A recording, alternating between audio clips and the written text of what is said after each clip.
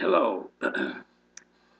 Let me start out by saying that, first of all, I was lucky to graduate from college because I was always asking the wrong questions. For example, in an economics class, I kept asking, how can we spend money we don't have? And how can we create something out of nothing? 57 years later, I'm still asking those questions. Only due to experience, those questions have become statements. We cannot spend money we don't have. We cannot create something out of nothing.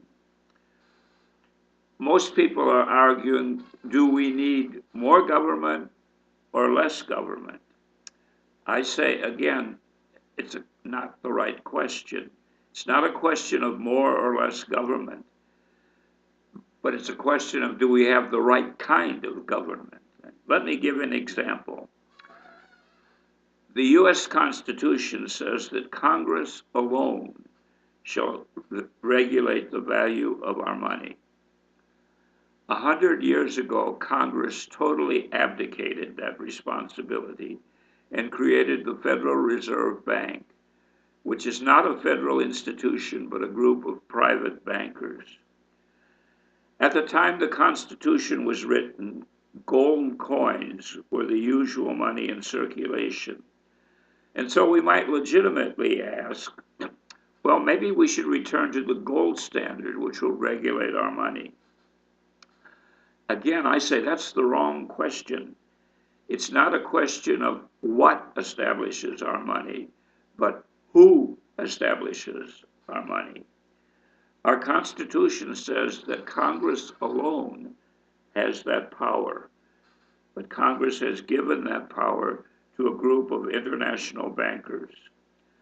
A few years ago, I raised the question, are we fascinated with oil because it supplies our energy needs?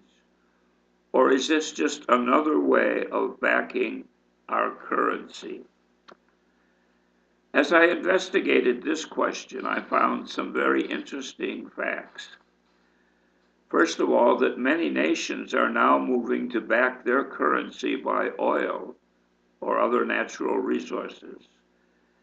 Secondly, that international banking interests are setting the value of oil, of gold, and of almost every natural resource. I also found that there is more paper oil created than there's real oil being pumped out of the ground. Now, let me explain that. That takes a little explanation. Bankers have a system they call futures, and they create a series of indexes or indices which decide how much of that commodity will be produced and what its value will be. And they have a way of creating it in such a way that that price value always goes up. Now, what does that have to do with our money? Well, if our money is backed by oil or gold, as the price of each goes up, the amount of money put in circulation increases. Now we need to ask the question, what is money? Well, at least in the United States of America, and probably in most nations, it's a debt. It's a debt the federal government owes to the Federal Reserve Bank. Now, if you or I borrow money from a bank, that's a debt we owe. And if we don't pay off that debt, we could lose our car or our home or both. But if a corporation borrows money, they can use that debt to borrow more money.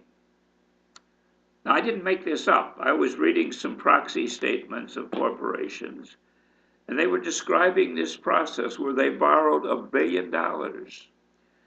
And then they took that $1 billion debt and borrowed another $1 billion using the $1 billion debt as a security.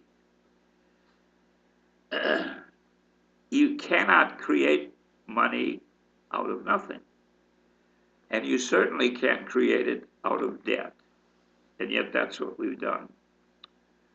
Another example, in June of 1963, President John Kennedy made two decisions.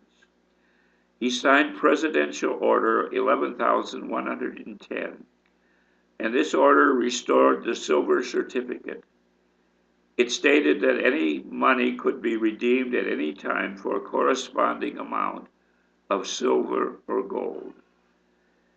And secondly, he decided that Europe was now ready to take care of itself, and they no longer needed our military presence. Within 6 months, President Kennedy was gunned down. Now, what happened to these two presidential decisions? Within a few days of his death, the silver certificate ceased to be printed. And in all my research, I found no indication of any government decision made to cease the printing of the silver certificate.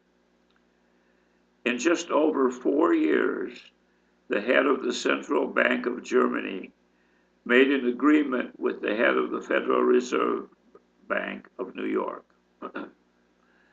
And basically that agreement, the German bank said, we will not demand gold in payment of your debt if you continue a military presence in Germany.